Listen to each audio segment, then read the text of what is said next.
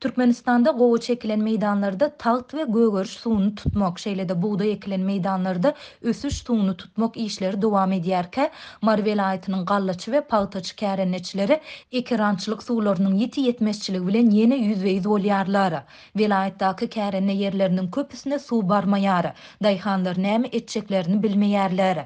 Köp daýhan ýaplara suw gelen döwri kärende ýerlerinde giýjesi bilen bolýar.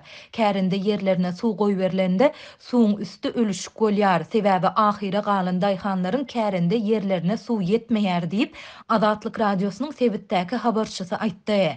Kärenneçiler suwa gödäwçilik edýän oba işgärine goşmaça pul töläp, ekirançylyk meýdanlaryny ilkinji bolup suwarmagy we bu ýagdaýdan baş alyp çykmagy çalyşýarlar. Her daýhan 100 manat pul bermeli bolýar. Bu ýyl aljak girdejimiz çykdyjlarymyzy ýapjagy da meňdemeýär. Sebäbi suw we dökünler ne ýeterlik derejede ne de wagtyna berilýär. Buğday we gowuçy meýdanlary suwsuz gurap ýatyr. Oba ýerlerine ekinler suwsuz guraýar. Bu ýyl pagty we buğday hasylary geçen ýyllardakydan pes bolar.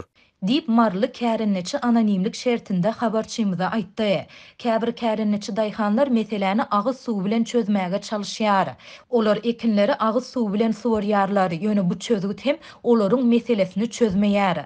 Agyz suwy xlorly bolanlygy üçinmi belli däl. Ýöne agyz suwy ekinleri guradýar diýip marly kärenneçi bellidi. Daýhanlaryň ýene bir böle bolsa ekin meýdanlaryny suwarmak üçin öz maddi serişdeleriniň hasabyna elektrik suw nasoslaryny oturdup guýulardan suw çekýärler we ekirançylyk meýdanlaryny halas etmäge synanýarlar.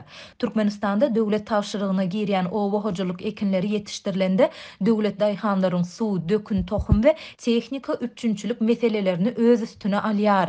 Öz gedeginde daýhanlar özleriniň kärende ýerlerinden bellenilen möçürde hasyl almagy we alan hasylyny döwletiň kesgitlen nyrkyndan döwlete satmagy borçlanýarlar. Muňa garamazdan kärenneçiler özleriniň tehnika, suw, tohum we dökün üçünçülükleriniň yaramazdygyny, munyň köplenç ekiş işleriniň giýja galmagyny we hasylyň pes bolmagyna getirýändigini ýyllar boýy aýdyp gelýärler. Baralykda mardak habarçymyz 19-njy maýda beren maglumatynda suw ýetmezçiliginiň diňe oba hojalygynda däl, eýse ilatyň agyz suw üçünçüligi meselesinde hem ýetileşýändigini aýdýar. Şu günler şäher ýerlerinde günüň dowamında 3 sapar suw berilýär. Ol hem irden saat 7:00 9:00, günortan 12:14:00, akşam 18:24:00 aralygynda bolýar. Şol sebäpli şäher ýaşaýjylary öýlerinde uly boçka gurnaýarlar we şondan suw alyp ulanýarlar diýip habarçymyz aýtdy.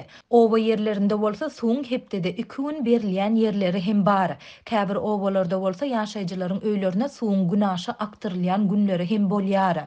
Oba ilatyna berilýän suw köplenç bulanyk hapa bolup suw durlap ulanmasaň bolmaýar. Şu ýyl suw geçen ýyllardakydan hem bulanyk, çägeli we gaty haýal akýar.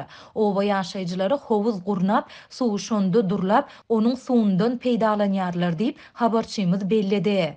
Bu aralykda howa maglumatlaryny çap edýän Meteor jurnal neşriniň seljeren satelit suratlary Köpetdağ suw howdanynyň suwunyň rekord derejede pese gaçandygyny görkezýär. Neşriň 12-nji maýda çap eden maglumatynda suw howdanynyň satelit arkaly 24-nji aprelde we 11-nji maýda düşürilen suratlary deňeşdirilip, olarda suw howdanyndaky suwuň mukdarynyň epesli adalandygy we çaltlyk bilen adalmagyny dowam etdirýändigi aýdylýar. Sputnik suratlaryna 26 aprelde suw howdanynyň üstki meýdany 25,15 kvadrat kilometre barabardy.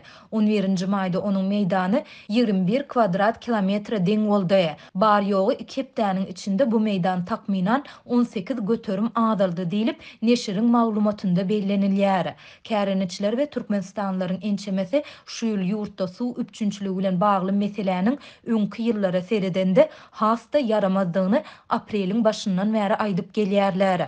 Türkmen häkimetleri we Berk döwlet gödäwçiligindäki metbuat serişdeleri ýurtda suw serişdeleriniň rejeli peýdalanylmagyny gödäwçilikde saklamak meselesini wagtal gozasalar da suw üçünçüligindäki problemalary açaçan boyun almaýarlar.